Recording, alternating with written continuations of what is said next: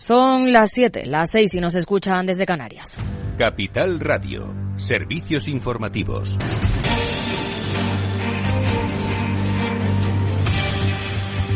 ¿Qué tal? Muy buenas tardes. La OTAN enviará una invitación a Ucrania para que entre en la alianza, eso sí, cuando se cumplan una serie de condiciones. Así lo ha asegurado el secretario general Jens Stoltenberg.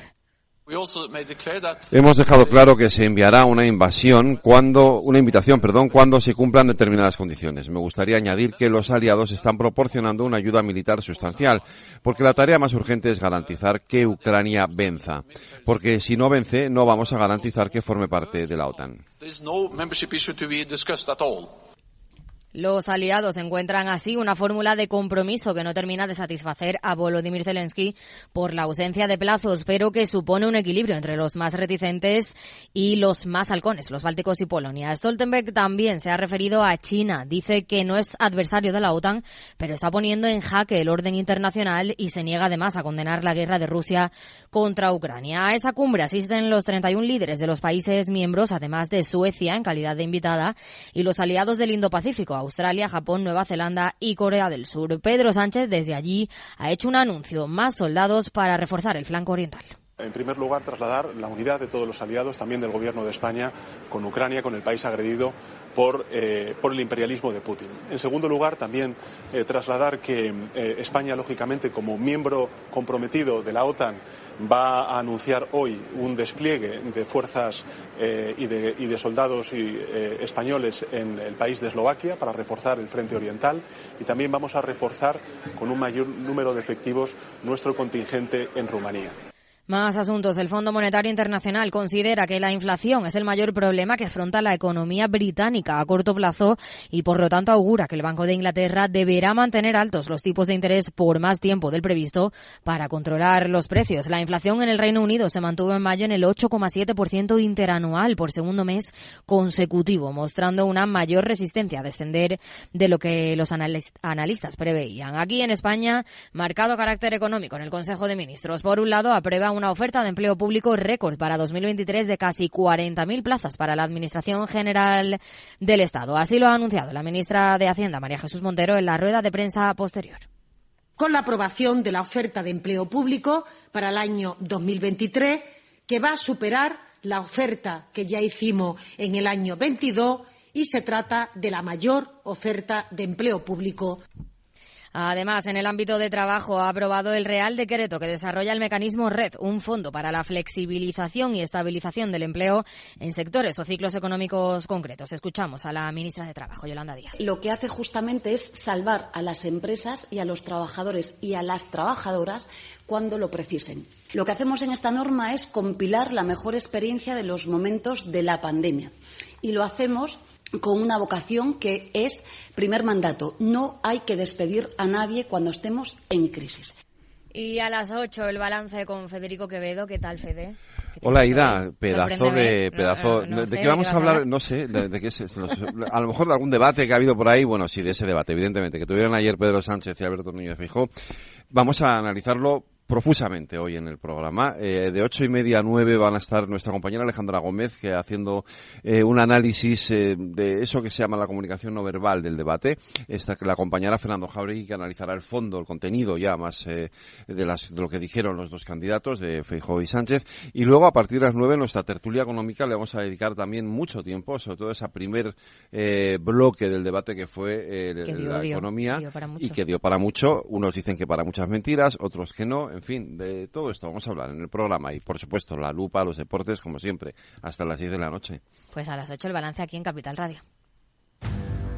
Claves del mercado. Tono positivo en Wall Street, con un Nasdaq que crece un 0,29% en los 13.724 puntos. El S&P 500 rebota un 0,40% en los 4.426 enteros, mientras que el promedio de industriales crece también un 0,67% en los 34.170 puntos. Mientras que en el mercado de divisas, según las pantallas de XTB, a esta hora el par eurodólar a 1,1004 unidades. Más información aquí en Capital Radio y capitalradio.es. Muy buenas tardes.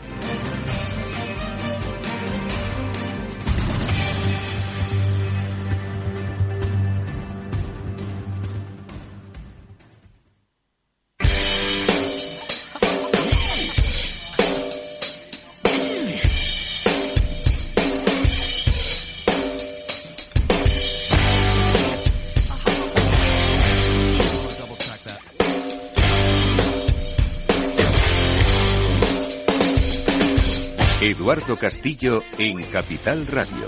After Work. ¿Qué tal, amigos? Buenas tardes, bienvenidos un día más al After Work. Comienza en Capital Radio. Ya vamos a hablar de economía, enseguida saludamos a Félix López, luego se incorporará a esta conversación Javier López Bernardo. Hablaremos de la economía y de la vida, como siempre, de las cosas que pasan o que están por pasar. Esto será en esta primera parte del programa, porque luego hablaremos de tercer sector, de lo que pueden hacer las empresas precisamente por la sociedad en la que operan. ¿Conocíais la casilla Empresa Solidaria? Esto se puede hacer en el impuesto de sociedades. Sé que conocéis otras casillas del IRPF, pero esta la conocíais. Bueno, pues con Paquita Sauquillo, que es vocal de comunicación de la plataforma Tercer Sector, vamos a daros a conocer, si no la conocéis, esta herramienta para que las empresas de todo tipo, tamaño, sector, condición puedan contribuir a la sociedad, ojo, de una manera transparente, ya veréis. Esto es After Work, amigos, comenzamos ya mismo.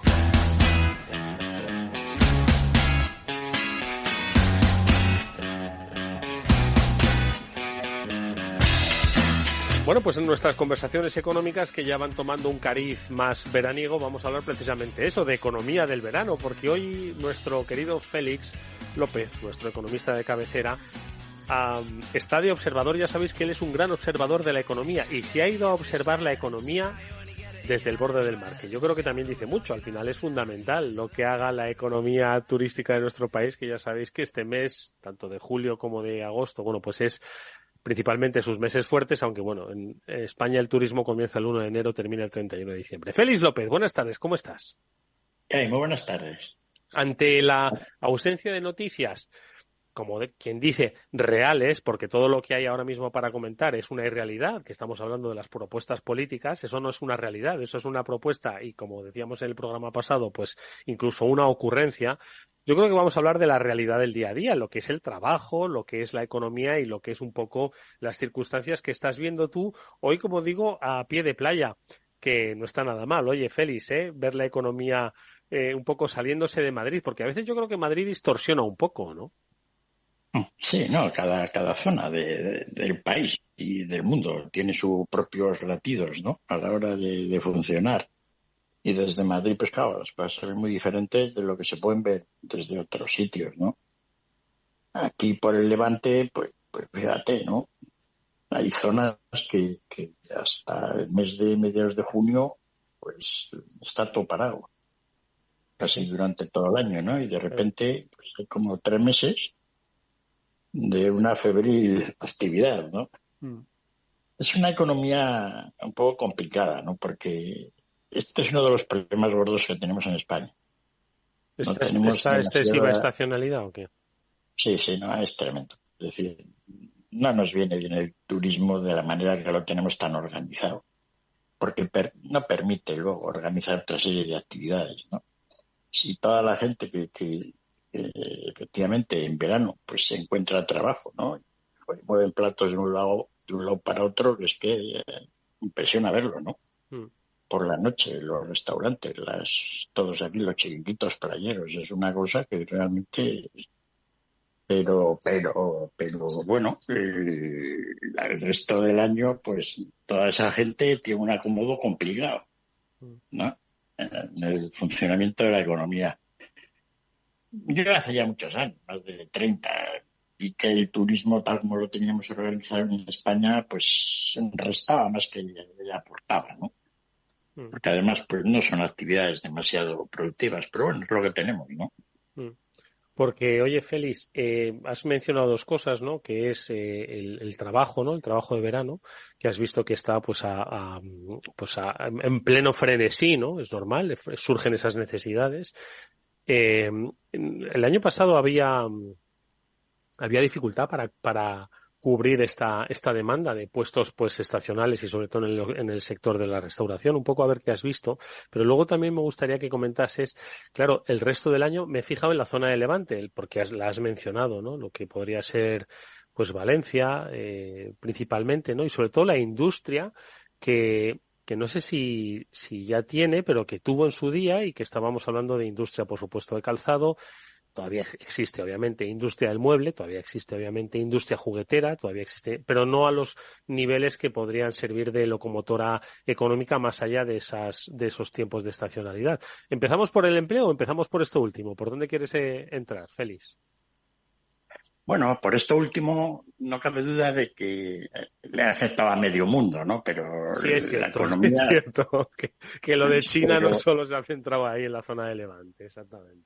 China se ha dejado planchado zonas enteras de la economía mundial, ¿no? Y no cabe duda de que toda esta zona de Levante, ¿no? Pues desde Valencia hasta Alicante y más abajo, pues tenía una industria de tamaño medio, pues eso es lo que has dicho tú, ¿no? Muebles, juguetes, calzado, ¿no? Artículos así de decoración, etcétera, ¿no? Que bueno, que era una maravilla. Cerámica Digamos, en ¿no? Castellón también, ¿no? Por ejemplo. Esos han salvado mejor. Azulejeros, ¿no? Sí. Sí, porque el azulejo chino no habría llegado tan lejos, ¿no? Es decir, que aunque efectivamente los chinos pues tienen un negocio azulejero por el mundo, aquí en Europa no parece que haya de alguna manera incidido tanto, ¿no? Como ha sido, por ejemplo, pues eso, en el sector del mueble o calzado. Pero en la cerámica, ¿no? Se han un poco salvado, ¿no? Y digamos que eso está más centrado al norte del Levante, allí en Castellón, pues les ha ido mejor. Y el resto, pues sí, ¿no? El resto con problemas y son regiones que no han crecido lo que se esperaba de ellas hace 30 años, ¿no? Porque toda esta zona pues siempre ha sido una zona muy dinámica. Y bueno, pues y luego lo del empleo, pues es curioso, ¿no? ¿Por qué te ha llamado la atención, Félix? No, porque pues, estamos hablando de la economía española, ¿no? De si va bien o va mal o va regular. Pero básicamente todo se reduce a si la gente encuentra empleo en el sector de servicios, ¿no? Los años anteriores han sido malos para la economía española, pues porque teníamos el sector turístico bastante tocado del ala. Y ahora pues se ha recuperado, pues la economía se recupera. Pero no se ve que haya ninguna otra cosa aparte de esto, ¿no? Es volver a lo de siempre, ¿no? Cuando salen las estadísticas del paro, miras los empleos generados en el resto de los sectores y como que no existieran, ¿no? Aquí solo existe la actividad esta, ¿no? Al menos notoria, ¿no? Y es un poco así como lo veo. Pero bueno, bien. Claro, vas por allí y dices, bueno, ¿y el resto del año qué se puede hacer, no? En toda esta zona. ¿Qué se puede hacer? Por eso, es difícil, ¿no? Tendríamos que tener una serie de actividades que hicieran más difícil que la gente encontrara empleos en el sector, que tuviéramos otra reorganización de la economía. Porque no cabe duda de que si dentro de 20 años en España seguimos con el mismo procedimiento cíclico, de millones de trabajadores en verano y el resto no se sabe, pues la economía pues va a seguir igual de chapuza. Ya, pero es que esto, o sea, hay que decirte, vamos a ver, entonces, ¿qué hacemos? O sea, ¿nos dedicamos a otra cosa que no sea el turismo o vamos con la cantinela? Pues ya lo llamo cantinela, ¿no? Es decir, no un turismo distinto, de calidad, porque al final yo no sé si quizás este volumen, ¿no?, de necesidades laborales se debe pues al tipo de turismo que hay, que es un turismo masivo y de low cost, vamos a llamarlo así, ¿no? Entonces, bueno, pues donde se ofrece un servicio pues de una calidad estándar. Entonces, yo no sé si te refieres a que hay que cambiar el tipo de turismo o hay que vamos a ver, es que tampoco podemos empezar a pensar que el turismo es una fuente de ingresos, es cierto que durante 3 meses, pero claro, tú lo que dices es que si esos 3 meses pues sirven para luego vivir todo el año, pues claro, eso es un problema endémico, ¿no? Es decir, que ahí no va a haber solución posible, Félix, no lo sé. No, pero para vivir es que no se vive bien, ¿no? No viven. Y entonces pues malviven los trabajadores del sector turístico el resto del año. En cuanto al tema de cómo debe ser el turismo, es decir, el turismo de alta calidad, de gran valor añadido, ¿no? Ese es peor.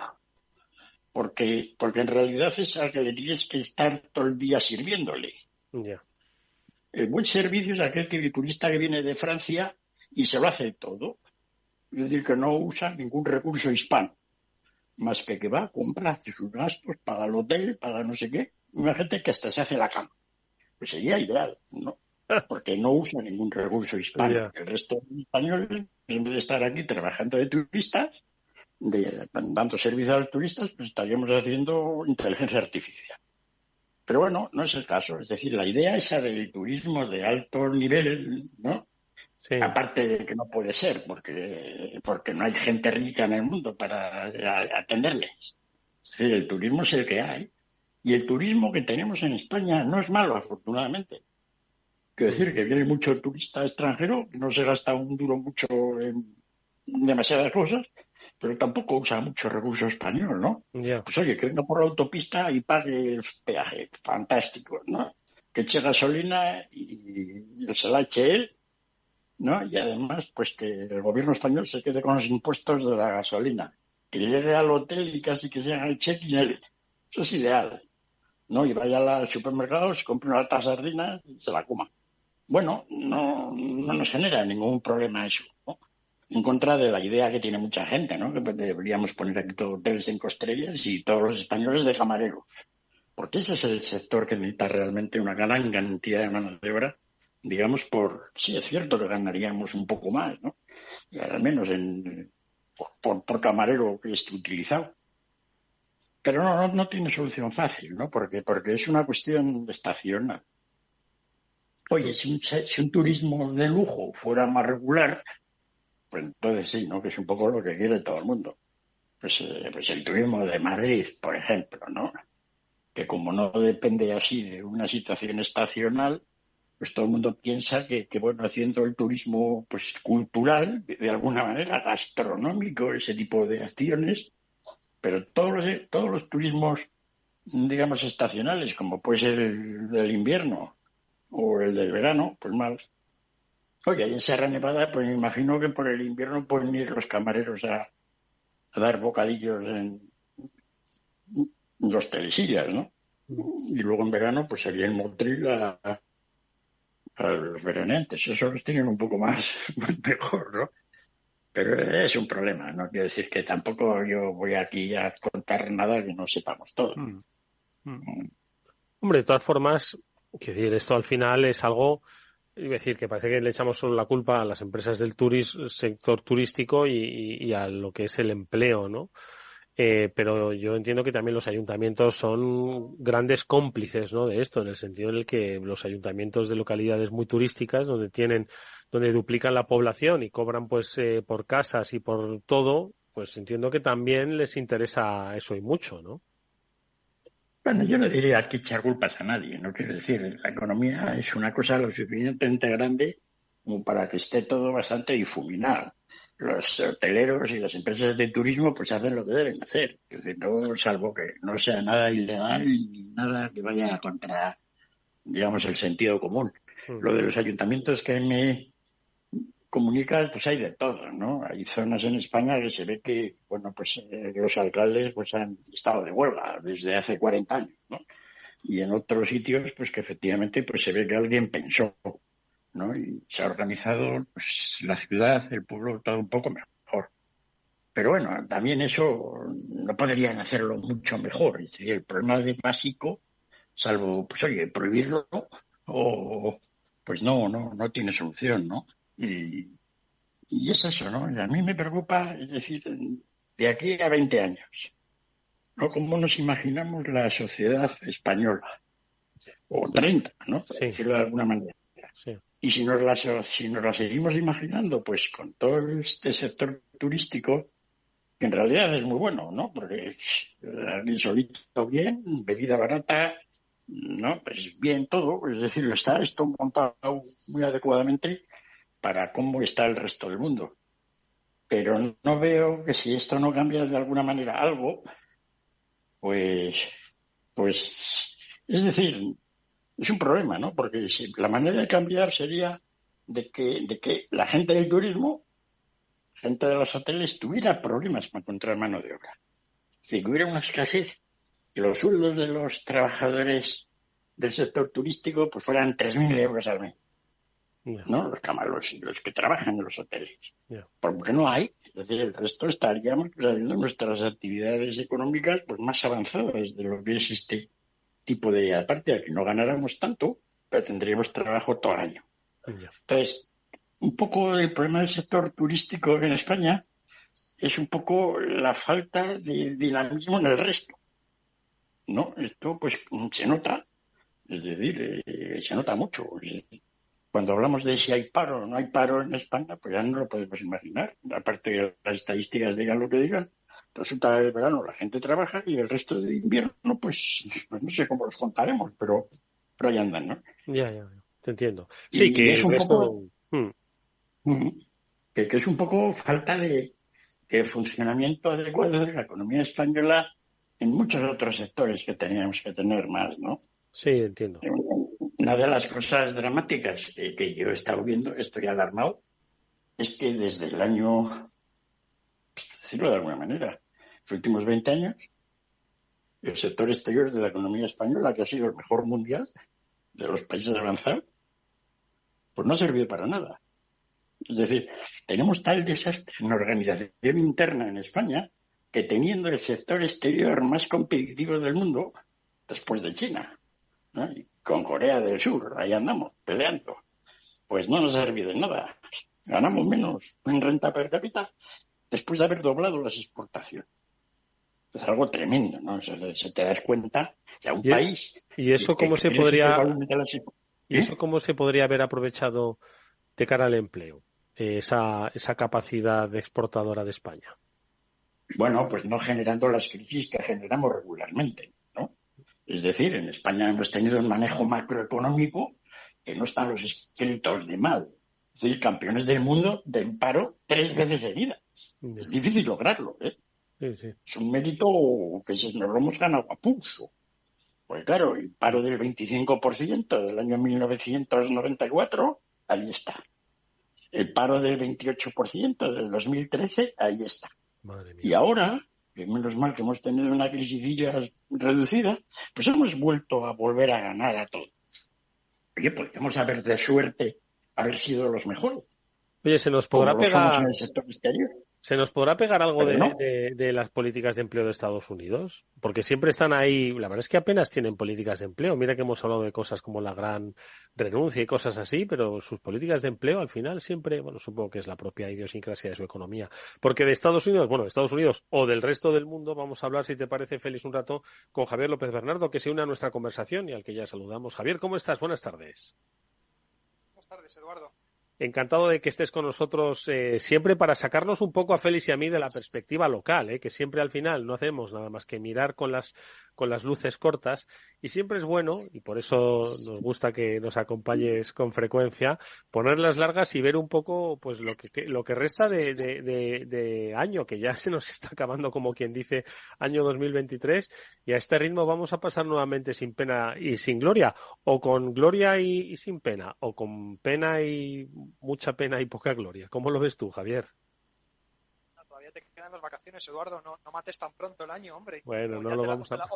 O te las quieres saltar de golpe. No, pero bueno, al final, los meses de julio y agosto, como quien dice, pues es que luego nos quedan 4 meses, como literalmente, para liquidar el año. Pero bueno, en cualquier caso, vamos a poner esas luces largas. ¿Dónde las ponemos, Javier? Fíjate, porque me has leído la mente, hoy quería traerte el pleno empleo estadounidense, Eduardo. Anda, fíjate. Te oímos un poco lejano, Javier. No sé si puedes acercarte un poco más al micro, a ver si en este caso te cogemos un poquito mejor.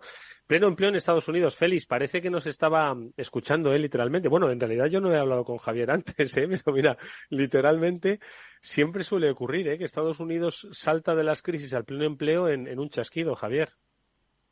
Sí, te quería hablar precisamente de las... Ahora te oímos estupendamente. Me alegro, Eduardo. Del impacto que estaba teniendo la subida de tipos. Es un tema que ya he hablado con Félix, pero creo que no habíamos hablado hasta ahora en el programa. Y bueno, crea interesante sacar el tema, ¿no? Porque es una visión un poco novedosa de lo que puede estar ocurriendo. Pues como ya sabes, desde el año pasado, desde que empezó la guerra de Rusia con Ucrania, estamos todos pronosticando una crisis, ¿no? Es casi, esta crisis es casi tan pronosticada como la que llevamos pronosticando en este programa sobre China y que nunca llega. Sí, es verdad. Se están empezando a aparecer, efectivamente. Luego también hablaremos de China, si quieres, un minutito. Pero bueno, la verdad es que estamos en julio del año 2023, ha pasado 1 año y medio desde aquel entonces, y al menos en Estados Unidos no parece que la crisis llegue.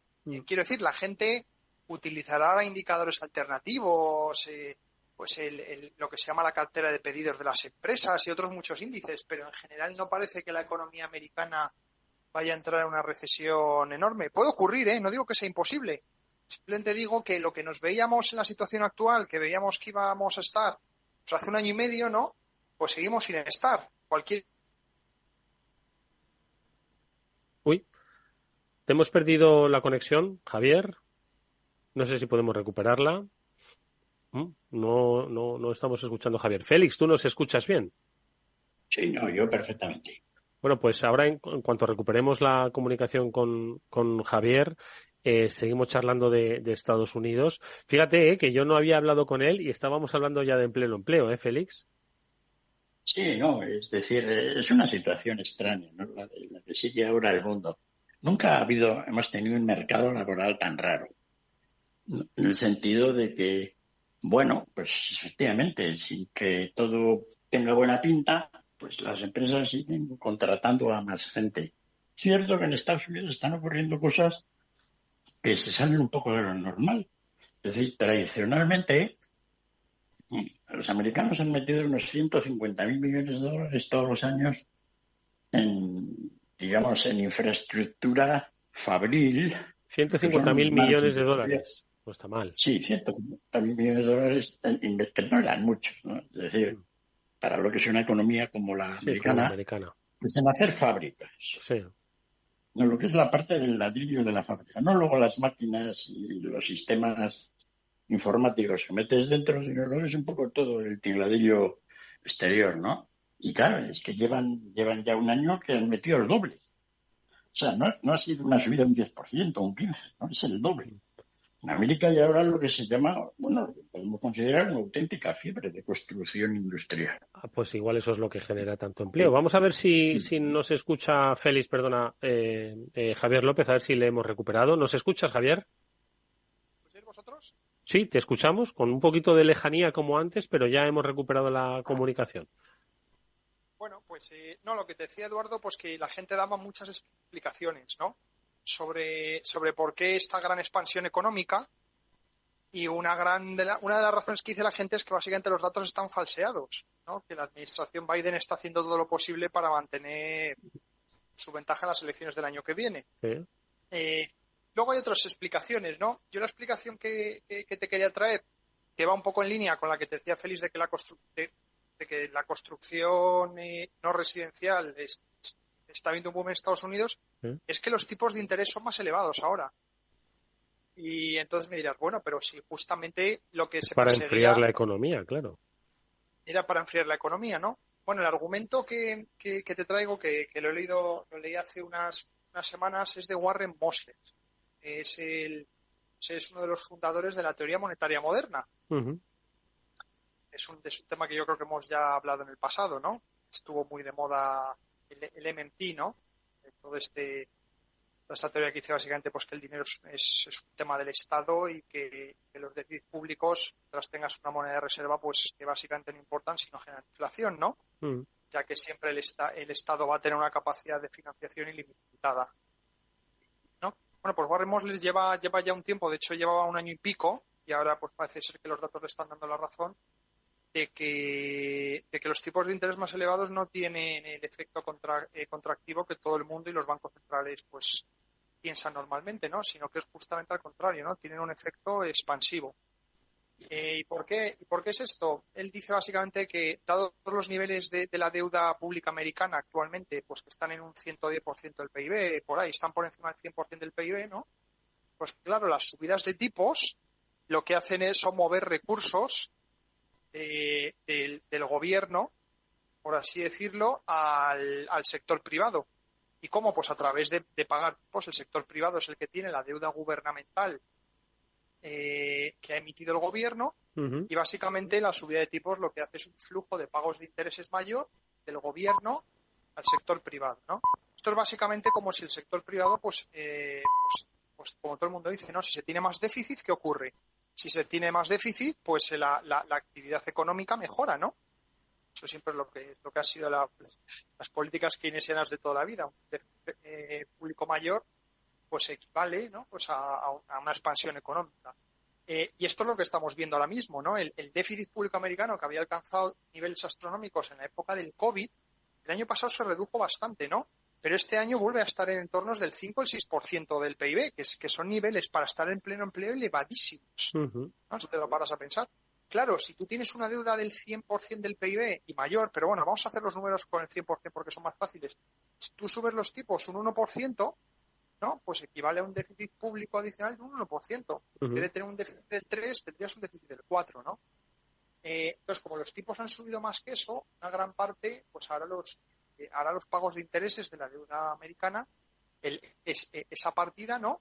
Es una de las partidas más grandes de todo el presupuesto, ¿no? Está por detrás de la partida del gasto en sanidad. Entonces, de hecho, es una partida que va a seguir creciendo. Aunque los tipos ya no suban más, la FED diga que ya no va a subir tipos, es una partida que va a seguir subiendo por el simple hecho de que todavía hay un montón de deuda americana, ¿no? Que está emitida a tipos antiguos. Con esa deuda vaya venciendo y se vaya refiriendo a tipos más elevados, eso va a tener un efecto adicional de que el Estado americano pues va a seguir pagando en tipos más elevados, ¿no? Él te dice que obviamente esto de subir los tipos no es lo mismo que dar cheques a los ciudadanos. Si le das el cheque, ya vimos que una gran parte se ahorraba, pero la gente se los cumplía, ¿no? Se compraban ordenadores, coches, ¿no? Pues el efecto o sea, lo que llaman los economistas la propensión marginal al consumo de esta corriente adicional de intereses no es la misma, ¿no? Que si se diese un cheque, ¿no? Pero dice que algún efecto tiene, ¿no? Y esa es su teoría, ¿no? Dice, de hecho, que ahora, según los bancos centrales, la inflación pues se mantiene en niveles elevados, él cree que la economía va a aguantar, pues que subidas adicionales de tipos de los bancos centrales van a tener un efecto expansivo, ¿no? Lo cual va a ser una dinámica muy interesante de los meses. La Reserva Federal dice, ya parece casi descontado, que a finales de este mes va a subir.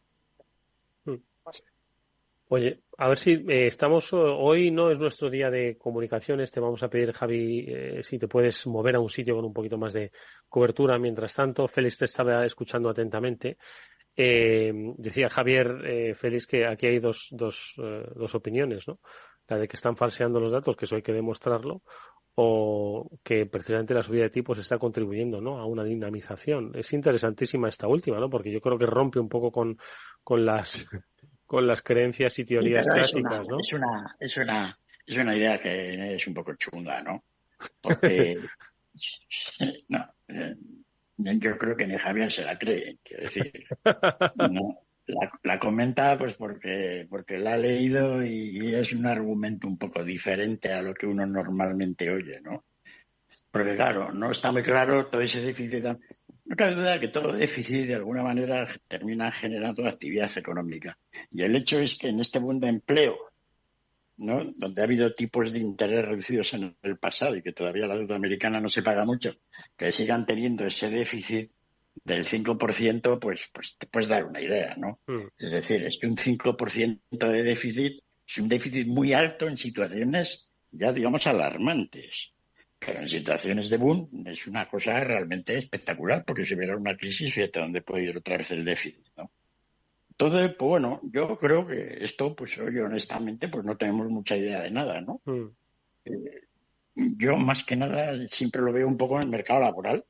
Es decir, ¿por qué los americanos pues siguen contratando gente? Curiosamente, además, no han subido mucho los salarios. Es decir, o sea, un poco en los sectores estos de los servicios, etcétera, pero el resto de las actividades no han subido tanto. Las empresas americanas no se están peleando por los trabajadores. Con lo cual quiere decir que ya no los valoran tanto. A mi modo de ver, en Estados Unidos lo que se ha producido es una falta de trabajo, es decir, que la gente no trabaja, ¿no?, empleado. Y las empresas han seguido contratando gente porque la necesitan. Oye, Si la idea que yo tengo es correcta, si viene una crisis van a echar gente a la calle a mogollón. A mogollón, pues es que no venga. Javier, ¿qué te parece esa reflexión que tiene Félix? Dice que es una teoría un poco chunga. Bueno, yo en parte estoy con Félix, Eduardo, pero si miras un poco la experiencia histórica, en otras economías y lo que estamos viendo ahora en China, se explica, hay cosas que explican bastante bien, ¿no? Mira, por ejemplo, el caso de Japón. Es verdad que Japón, pues, tuvo su pico de burbuja en los años 90 y luego tuvo ese proceso deflacionario. Pero los tipos al cero no parece que le hayan ayudado a nada, ¿no? Si hubiesen tenido ese efecto expansivo, la economía japonesa debería haber crecido algo más ahora, ¿no? ¿O no? Feliz. Que como los tipos de interés bajos no ayudan, pues igual los altos sí. Esa es un poco la idea, ¿no? Un poco al revés, efectivamente, porque hemos visto que durante años hemos tenido tipos de interés muy reducidos y tampoco el mundo ha ido para echar cohetes, ¿no? O sea que... Pero en fin, no. Veremos cómo vamos evolucionando, ¿no? Pero yo creo que es más que nada el mercado laboral, que no lo entendemos bien. Que no lo entendemos, como el de aquí. No sé, Javier, si quieres rematar con Estados Unidos o dar el salto a China, ya que lo has mencionado. Sí, no. Yo en lo que sí que estoy de acuerdo con Félix, Eduardo, es que aquí, pues, la profesión en general y la banca central, pues, y todos los que han hecho previsiones económicas se han equivocado estrepitosamente. ¿De acuerdo? O sea, aquí no estamos hablando de que la economía ha crecido un 0 y pronosticaban un menos 0,5, ¿no? Que la gente pronosticaba una recesión, ¿no? Y la economía americana sigue creciendo y no solo eso, está en pleno empleo. Gente que ya pronosticaba, pues, bueno, hay gente todo, ¿no? Claro, y con más credibilidad y menos, pero gente que a lo mejor las tasas de desempleo en Estados Unidos hubiesen subido al 6, al 7 o al 8%, ¿no? Pues no era difícil de creer, ¿no? Entonces, evidentemente, pues hay dinámicas. Yo estoy de acuerdo con Félix que el mercado laboral, pues está teniendo mucho que ver, ¿no? Pero yo sí que creo que sin duda alguna, el tema de que el déficit siga en los niveles en los que está, incluso con los tipos tan bajos, incluso cuando los tipos ya eran bajos, quiero decir, o sea, ¿cómo puedes pensar que estando en pleno empleo sigas teniendo un déficit del 4%, ¿no? Pues claro, eso habrá influido. Pero yo sí que estoy convencido que esto de los tipos está teniendo algún impacto. Y de hecho, estamos viendo lo contrario justamente en China. China es una economía, salían esta mañana, ¿no? Datos de cómo estaba siendo la inflación, ¿no? China ahora mismo, depende si te crees las estadísticas o no, ¿no? Pero por la sensación que da, China ahora está mismo en un proceso deflacionario del carajo, como el que tuvimos en España hace 15 años. Uh-huh. De acuerdo, han publicado el índice de precios al consumo, que sí que está manipulado además, y es de un 0. De acuerdo, o sea, la economía china está en una deflación galopante y es una economía que curiosamente además lleva bajando los tipos de manera muy gradual, eso sí, lleva bajando los tipos toda una década, ¿no? Entonces, no sé cuánto le quedan a los chinos de bajar tipos, ¿no? Ni si se aventurarían en tipos negativos, pero no les queda mucho, ¿no? Y son economías que según vas bajando tipos, me recuerdan mucho a la experiencia que hemos estado teniendo con Estados Unidos, sobre todo con Europa en la última década y con Japón, ¿no? Claro, hay mucha gente que dirá, no, es que estas economías ya estaban jodidas, ¿no? Con perdón de la expresión, por así decirlo, y lo que han hecho simplemente los que se encargan de la política monetaria es simplemente contrastar ese hecho y decir, pues para enfrentar eso vamos a bajar los tipos, ¿no? Pero efectivamente la baja de tipos tampoco ha tenido el efecto que se buscaba. O sea que yo creo que todas estas conexiones de niveles de deuda en la economía, niveles de tipos de interés e inflación, están muy mal entendidos todavía. Oye, una última cosa, que hoy tenemos un programa un poquito más corto, ahora vamos a hablar sobre tercer sector. Decíamos al principio cuando se conectaba Javier que si ya quería yo acabar con el verano, ¿no? Pero quiero ser un poquito previsor y como quien dice el invierno, es cierto que en estos días de calor hablar de invierno es como una especie de mala broma, ¿no? Incluso, pero como quien dice, en 3 meses estamos, y en algunas zonas de Europa, entrando nuevamente en el invierno, con otra vez, no sé si va a haber, como hoy ha dicho algún que otro directivo del sector energético, pues problemas con el precio del gas. ¿Creéis que nos vamos a encontrar aún con un panorama similar al vivido el año pasado con el tema del gas? Porque no hay visos de que la guerra vaya a terminar y se destensen, ¿no? Pues un poco los riesgos económicos que lleva aparejado. ¿Cómo lo ves, Javier? Yo francamente, hombre, podrán subir y bajar, ¿no? O sea, al final hacer predicciones de los precios. Otra de las predicciones de las que se hablaba hace un año y medio, Eduardo, ya hablando de predicciones, ¿no? Es que Europa no iba a tener gas, que no sé si te acuerdas, ¿no? Sí. Tampoco ha ocurrido, ¿no? Entonces, pues imagínate un pobre mortal como yo sobre las predicciones que puedo estar haciendo hace 4 o 5 meses, ¿no? Sí. Sí que, dicho eso, sí que veo que el mercado hay mucha más flexibilidad, en el sentido que hay más sitio y que los precios no van a subir tanto, ¿no? Por muchas razones, ¿no? O sea, muchos de los flujos de gas ya se han recolocado, en el sentido de que, pues, por ejemplo, todos esos flujos de gas que vienen de Estados Unidos licuefactados, ¿no? Bueno, eso ya se ha establecido, y dado que muchos de estos contratos son a largo plazo, eso no va a cambiar, ¿no? Esa es una nueva fuente de oferta que Europa tiene, ¿no? Y que no va a desaparecer, ¿no? Y luego también, que eso no es tan importante a lo mejor para el caso de España, ¿no? Pero sí tiene un impacto en los precios en general de la electricidad a nivel global, que es el precio del carbón, ¿no? Y el precio del carbón hace un año y medio, que aquí hablamos mucho del gas, ¿no? Pero claro, en Estados Unidos, que son uno de los grandes exportadores de gas ahora a Europa, ¿no? En Estados Unidos el carbón sigue teniendo un peso importante. Entonces, la decisión de si exportar o no gas también depende un poco de cuál es el precio del gas natural relativo al del carbón. ¿De acuerdo? Entonces, el precio del carbón sí que creo que no va a alcanzar ni de lejos los niveles que alcanzó hace un año y medio. Hay carbón de sobra. Y luego en el mundo han ocurrido varias cosas que son un poco Javi, tontas, ¿no? Pero escucha, es que algunas áreas geográficas. esas no me caben en el minuto que nos queda, así que vas a tener que contármelas en el próximo minuto. Así que, mira, con la intriga nos quedamos. Javier López Bernardo, como siempre ha sido un gusto escucharte. Un fuerte abrazo. Cuídate mucho. Gracias, Eduardo. Y lo mismo, Félix López. Don Félix, que disfrutes de tus observaciones económico-veraniegas. Un fuerte abrazo. Gracias. Saludos a todos. Saludos. Nosotros seguimos, por supuesto, con más temas de este nuestro After.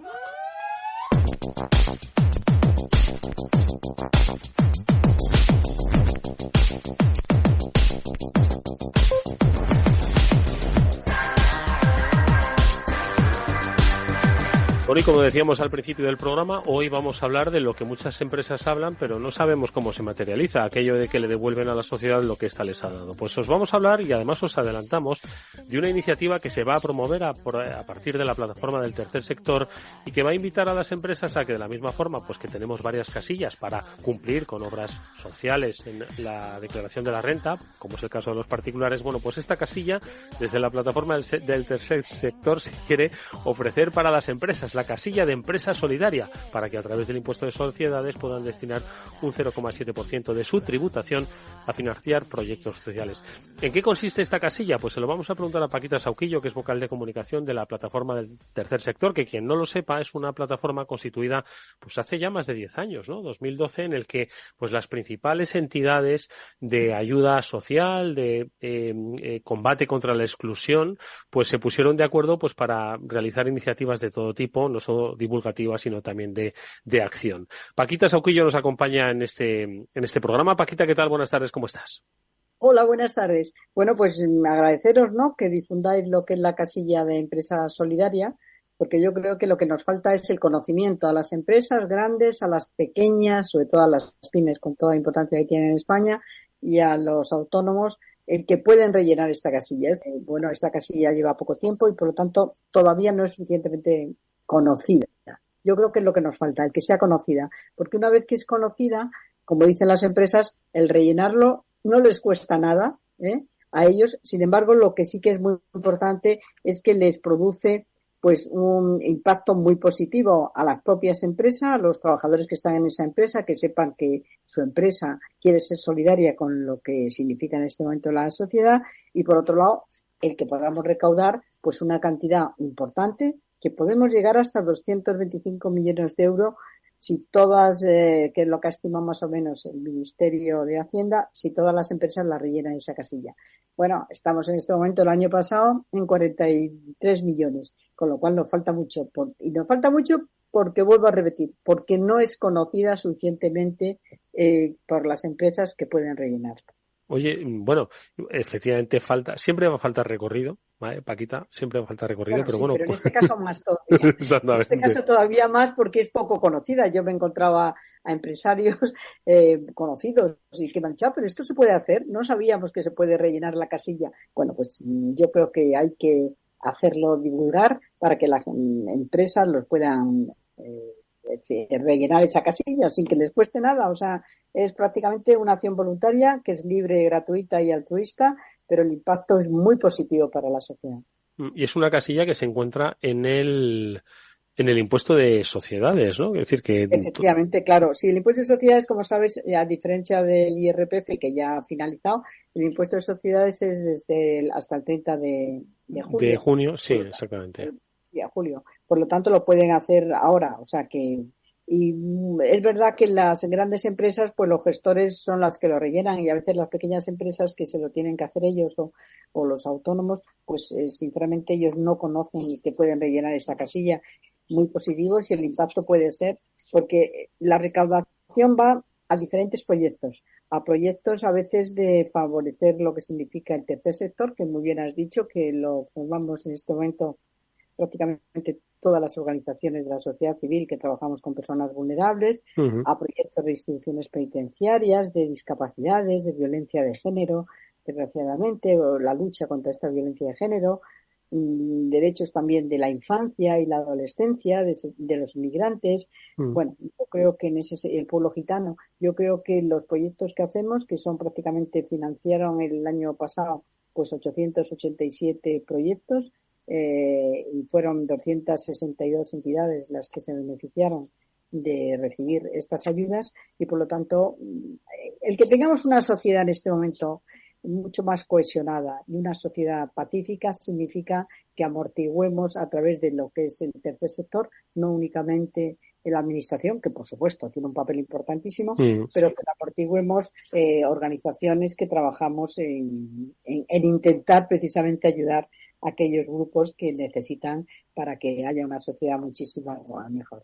Paquita, yo creo que, fíjate, la casilla empresa solidaria creo que tiene, hay muchas claves, ¿no? Por supuesto que determinan su éxito, pero hay dos especialmente. Se me ocurre pensar que antes mencionabas a las pequeñas y medianas empresas. Las grandes empresas, pues ya prácticamente tienen todas incorporadas, ¿no? En sus estructuras muchas acciones, ¿no? De ayuda, de voluntariado, de responsabilidad social corporativa, que ojo, que eso no es excluyente, ¿eh? Se puede seguir marcando la casilla incluso con lo que hace una gran empresa. Pero sobre todo las pequeñas empresas y medianas empresas tienen aquí la oportunidad, al no tener una estructura excesivamente grande, pero sí de, como decíamos, devolver un poco a la sociedad lo que ésta les ha dado en su justa medida y proporción, por supuesto, pero tienen ahí una vía para hacerlo, cosa que es una herramienta que muchas pymes estoy seguro que van a valorar. Y la otra es también, yo creo que la transparencia de cómo se destinan los fondos, ¿no? Porque muchas veces, muchas personas que, oye, quieren aportar voluntariamente, pero siempre se hace la pregunta, oye, ¿esto cómo se va a gestionar o esto cómo se va a dedicar? Y yo creo que esta es también otra de las claves, ¿no? Que desde la plataforma Tercer Sector se tiene se ofrece toda la información necesaria para hablar de los recursos, de cómo se destina, de cuáles son los proyectos, etcétera, etcétera, ¿no? Sí, mira, yo creo que has dicho dos cosas muy importantes. Yo creo que las pymes, que son fundamentalmente en este momento lo que tenemos en España, hay empresas grandes, pero lo más importante en España son las pymes, yo creo que son fundamentales para que haya un éxito de rellenar la casilla de empresa solidaria. Ya el pasado 27 de junio celebramos lo que llamamos el Día Internacional para ver cómo las empresas transformaban las sociedades en un potencial para intentar efectivamente que haya unos países mucho más mejores, ¿no? O sea, unos países mucho más cohesionados, ¿no? Y entonces más del 90% de estas empresas que generan en el fondo dan empleo a más del 66% del empleo total en nuestro país. Estas son las que a nosotros queremos dirigirnos a ellas, igual que también a los autónomos que también tienen que rellenarlo el impuesto de empresas, por lo tanto deben de rellenar si quieren voluntariamente, pues efectivamente esta casilla voluntaria. Yo creo que el tercer sector, que como muy bien has dicho, pues estamos intentando cumplir todo lo que significa la Agenda 2030 y los 17 Objetivos de Desarrollo Sostenible, pues somos un tejido que damos trabajo a muchísimas personas, o sea que eso también hay que tenerlo en cuenta, pero sobre todo lo que hacemos es proyectos con una transparencia total. O sea, yo diría que cuando se dice que el tercer sector a veces es chiringuitos, es mentira, o sea, en absoluto. O sea, hay una transparencia y una justificación de los fondos que nos llegan para los proyectos que realmente realizamos y que son proyectos que, gracias a ellos, pues como he dicho antes, se tienen unas sociedades mejor, más cohesionadas, ¿no? Y yo, desde luego, estoy optimista con que este año, que desgraciadamente bajamos el 18, fue cuando se creó esta Eso te iba a preguntar, si se ha notado que hay una continuidad y crecimiento o veis que los ciclos a veces influyen. Bueno, mira, el problema está en que la primera campaña que hicimos superamos los 33 millones de euros, pero Sí. en el 2020, que yo creo que claro, aumentó hasta 36 millones. Sí. Y en el 2021, pues prácticamente fueron los efectos del COVID. Entonces sí, efectivamente se redujo a 31 millones. Sí. Pero ya el año pasado, el 2022, la casilla de empresa solidaria superó los 43 millones. 43, o sea, se ha recuperado. Bueno, no solo se ha aumento recuperado, muy sino que ha importante. aumentado. Claro, sí, únicamente se bajó, pero era normal, porque las empresas desgraciadamente, durante el COVID, pues no tuvieron prácticamente medios económicos para rellenar la casilla, ¿no? La rellenaron sin haber tenido ningún tipo de beneficios. Pero en cambio, en el 2022 se ha aumentado muchísimo, y yo este año, sinceramente, creo que estamos en la casilla de empresa solidaria, vamos a subir de esos 43 millones del año pasado a una cantidad muy superior. Ojalá lleguemos a los 225 millones. Hoy, ojalá. En la casilla de empresa solidaria se financian proyectos que buscan generar un cambio muy positivo en nuestra sociedad y mejorar sobre todo la calidad de vida de las personas que son más necesitadas. Es que hablamos de que hay muchísimas desigualdades en nuestra sociedad, y las hay. Las hay en personas que tienen discapacidades, en mujeres solas, bueno, en la población gitana, que cada vez también se ve. Entonces yo creo que esta casilla de empresas solidarias, si todas las empresas la rellenaran, y fundamentalmente las pymes, bueno, pues podríamos beneficiar a 2.148 entidades del tercer sector, ¿no? Y que se han financiado ya 887 proyectos a nivel estatal y también a niveles autonómicos. Yo soy optimista porque creo que las empresas saben que no les cuesta nada rellenarla, que con rellenar la casilla hacen un efecto positivo interno de solidaridad en sus propias empresas, pero sobre todo el problema es que pueden ayudar a un impacto muy positivo en la sociedad. Hemos elaborado el año pasado un estudio sobre el impacto de las empresas españolas para regenerar el bienestar social. Y el objetivo era contar con más y más información sobre qué impacto tenía, ¿no? Un poco lo que antes has preguntado. Bueno, del estudio ha sido desarrollado en colaboración con la consultora que este año también trabaja con nosotros para hacer la campaña, Consulting, y hemos creado también lo que llamamos embajadores, ¿no? de las empresas, ¿no? Para que hayan rellenado la casilla y que sean empresas solidarias. Bueno, yo creo que del estudio pues hemos llegado, en el que han participado casi 80 empresas, lo cual es muy positivo, ¿no? Y yo creo que hemos visto en ese estudio que un 98% de las empresas recomiendan el que se marque la casilla de empresa solidaria. Pero claro, lo recomiendan, pero todavía, como he dicho al principio, no es suficientemente conocido. Solo 4 de cada 10 empresas saben cómo generar impacto positivo al pagar su impuesto de sociedades. O sea, quiere decir que todavía nos faltan muchísimas. Todavía falta mucha. Bueno, pues vamos a hacer un llamamiento y sobre todo, Paquita, vamos a llamar también a los asesores, ¿no? Porque me figuro que muchas veces, ¿no? Pues al final, si primero una pyme o una empresa desconoce que existe esa casilla, cuando le diga a su asesor que le haga los impuestos, pues claro, le haga sociedades, ¿no? Pues que le ponga sobre aviso y dice, oye, y con respecto a la casilla, adelante. Y luego también el propio conocimiento, ¿no? Porque hay quien se hará su declaración de impuesto de sociedades y debe saberlo a través de la página web que tiene a través de plataformas de tercer sector, lo que es la casilla empresa solidaria, que además no tiene pérdida la página web, casillaempresasolidaria.es.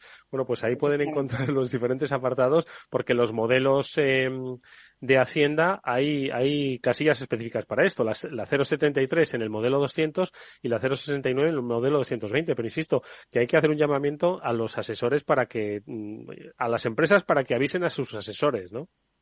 Efectivamente, yo creo que los asesores, que muchas veces pues la hacen última hora y corriendo, bueno, pues que se paren un momentito en rellenar esta casilla, que no les cuesta nada a sus empresas y que les van a hacer un impacto muy positivo a las empresas que hayan rellenado esta casilla. Porque se van a quedar luego diciendo, bueno, pues mira, cuando hay problemas, pues nosotros estamos contribuyendo a apaciguar de alguna forma estos problemas.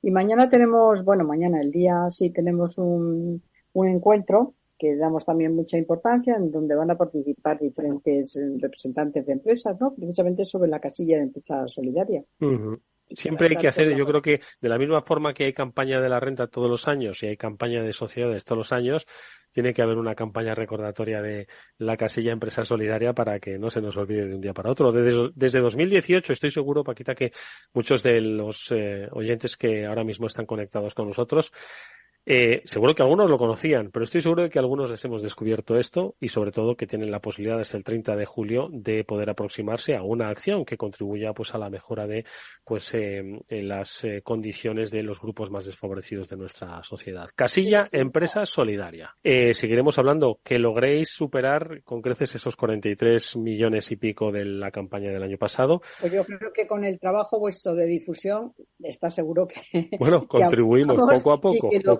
Esto lo vamos a superar. Mira, es muy importante. En su día, cuando se rellenaba el IRPF, pues había gente que no sabía si se podían poner rellenar la casilla de la iglesia y del tercer sector, ¿no? Bueno, luego ya se han enterado que lo pueden hacer los dos. Pues ahora todavía es pronto llevamos muy pocos años. Pero yo creo que en los pocos años que llevamos se ha difundido lo que hemos podido nosotros, pero vosotros habéis contribuido y yo espero que ojalá lleguemos a esos 225 millones que tanto necesita pues muchísimas situaciones que vive la sociedad. Oye, y que sean más, que implicará que que se han creado más empresas que pueden seguir contribuyendo. Efectivamente, eso es, sí, ojalá. No, yo soy optimista, ¿eh? Bueno, seamos. Aquí nos Auquillo. Muchísimas gracias, mucha suerte, hasta muy pronto.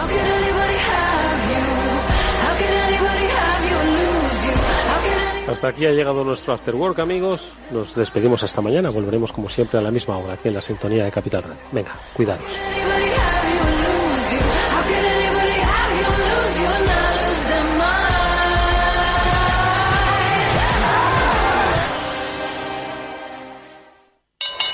¿Te interesa la bolsa? Invierte en acciones o fondos cotizados sin comisiones hasta 100.000 euros al mes con XTB. Vente al broker mejor valorado según Investment Trends y al mejor broker para operar según Rankia. Un broker, muchas posibilidades. XTB.com. A partir de 100.000 euros al mes, comisión del 0,2%, mínimo 10 euros. Invertir implica riesgos. Si quieres conocer mejor las empresas con las que trabajas, empieza por Informa. Compruébalo con 3 informes gratis, el nuestro para que nos conozcas más y los 2 que tú elijas para tu negocio. Solicítalos ya en Informa.es. Informa, líder en información empresarial. Capital Radio. Siente la economía. ¿Qué es ir más allá? Con Arval podrás llegar donde te propongas de la forma más sostenible y desplazarte como y cuando necesites con una oferta de renting sostenible, segura y conectada. Y preocuparte solo de conducir porque nosotros nos ocupamos del resto. Arval, la transición energética arranca aquí. Más información en arval.es.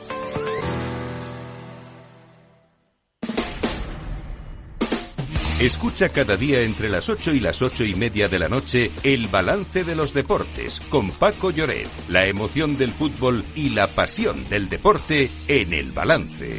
Capital Radio. Capital Radio 103.2. Conecta Ingeniería es el programa que acerca la ingeniería a la sociedad.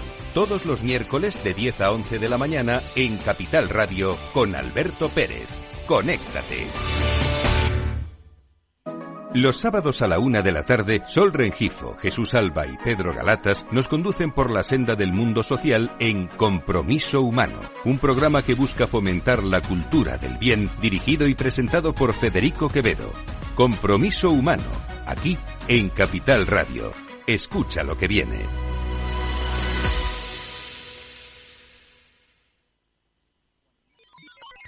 Los robots escuchamos Capital Radio. es la radio más innovadora.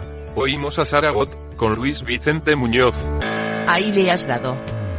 Esto es Capital Radio. Di que nos escuchas.